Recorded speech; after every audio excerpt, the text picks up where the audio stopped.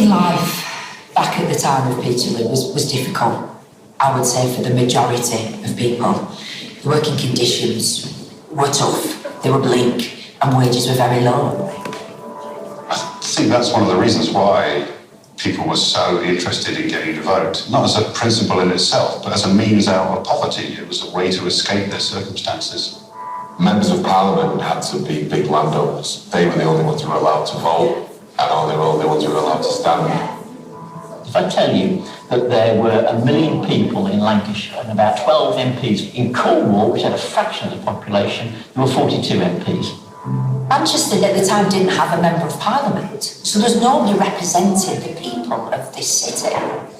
And Britain was exhausted after a generation of wars. There was just no reform, absolutely nothing, just repression, and an awful lot of demobilised soldiers around who were very angry and very unemployed. The agricultural interest was protected by the Corn Laws. The Corn Laws had a tremendous and terrible effect on people's lives, especially working people. They couldn't afford to feed themselves. Suddenly people began to question, why are we putting up with this? Why does Manchester have no Member of Parliament for the whole of this rapidly growing city? And so people began to organise the early reform movement, really, to start questioning the kind of representation that they had and calling for a different system. So the 16th of August, St Peter's Field was planned a peaceful demonstration. If you look at the pictures, you can almost see it as a bit of a festival. You know, all these big flags everywhere. It was a day where people put on the Sunday best. Families came down with children and babies. It was a protest, but it was a peaceful protest. So the first march came in from Ashton-under-Lyne. There was another one from Stockport. There were marches who'd come down from Bury and from Haywood and from Rochdale. Samuel Bamford was in charge of organising the march from Middleton. He was the head steward of that. He wore a laurel in his hat. I think it was 1 in 100 men wore a laurel, that they were like the stewards of the day. There were roughly about 60,000 people, which is huge when you think about the population. This was one of the biggest demonstrations in British history. What they were doing, they believed they were doing it for the good of the country, for the good of everybody, not just themselves. Everybody had come to see Henry Hunt. He was a tremendous sort of figurehead of the radical movement. Mary Fildes was the president of the Manchester Female Reform Society, and on the day she was on the procession with Henry Hunt, and she was really targeted as the most well-known woman leader on the day. For the authorities to hear this tremendous roar of the crowd, they'd never seen or heard anything like this before. I think it was a threat to their power, it was a threat to the standard order of things, and they viewed it as the rabble taking over. They knew things would change forever if these people were allowed to get their way.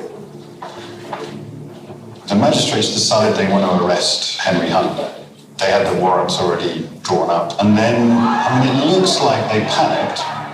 They sent in the yeomanry, and a lot of them had been drinking all afternoon. So the yeomanry went in, sort of gung-ho, inebriated, angry and aggressive, with sabres on horseback. And you can imagine the kind of mayhem that's going to break out once you've done that.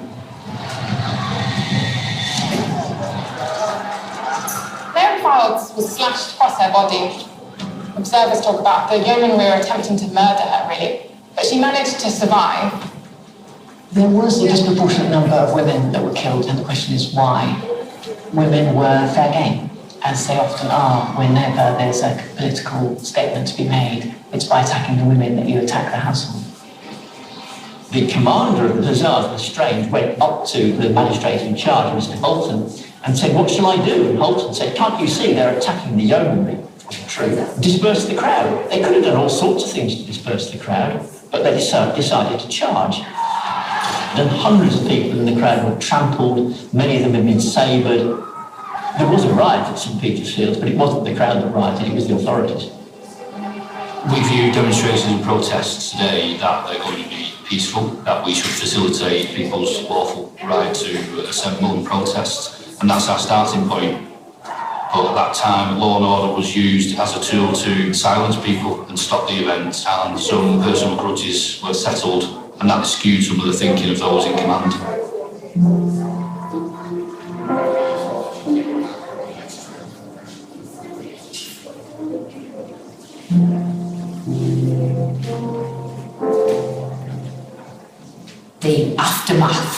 like Waterloo. It looked like a battle scene. It looked like the remnants, you know, of a war. And it was on Petersfield. So it became, they put the two together, Waterloo on Petersfield, Peterloo. On Petersfield in Manchester in year 1819, when cotton folk in Lancashire in protest did combine. So immediately following the protests, Hunt and Bamford are taken away, and Hunt spends 2 years in prison. Samuel Bamford spends 1 year. Mary Files has been seriously injured, but she manages to escape and she goes into hiding. And really the movement is repressed. The movement goes underground. A whole new set of laws were brought in, the 6 Acts, which were aimed to control the press, control large crowds gathering, and to make sure, you know, that this didn't happen ever again. So one way or another, all the things that the reformers managed to do in this mass platform campaign, as it was called in 1819, were declared illegal at the end of the year. The magistrates looked down with gloom.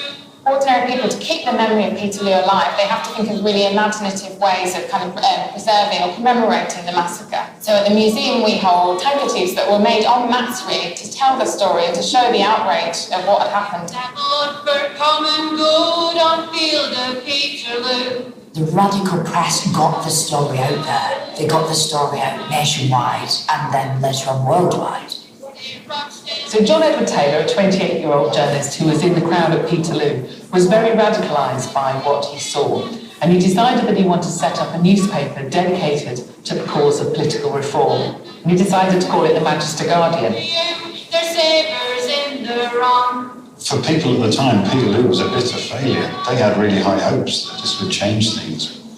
It took a long time before change actually happened, but it was a trigger. It's really only after the 1832 Reform Act, with the emergence of the Chartist movement, that the ideas of Peterloo are taken up again, really out of the ashes of Peterloo. And give that blood for common good on field of Peterloo.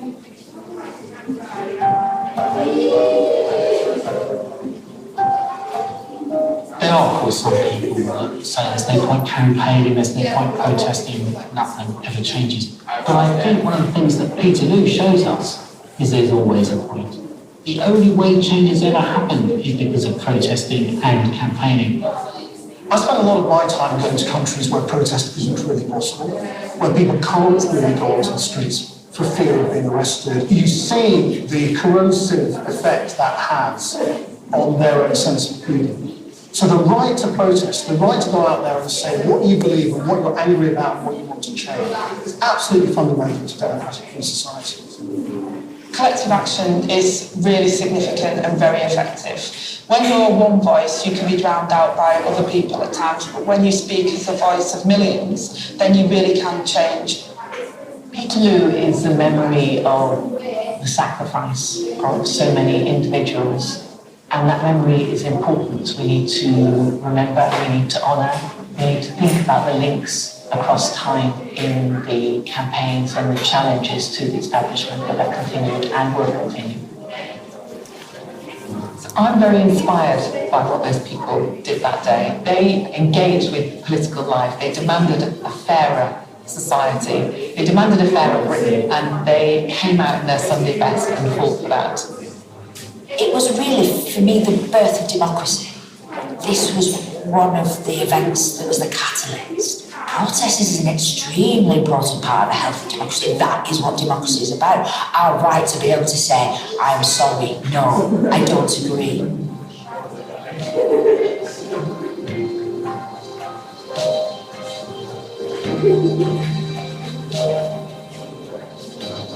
I think if there was to be a protest similar to what had happened with Peterloo, but nowadays I would be there. I would have my son there, I'd have my daughter there with me, and we would be protesting. Peterloo is our working class ancestors is fighting for the rights that we have now. That's what it means to me. It means them dying for the rights that we have now. Oh, is it on there?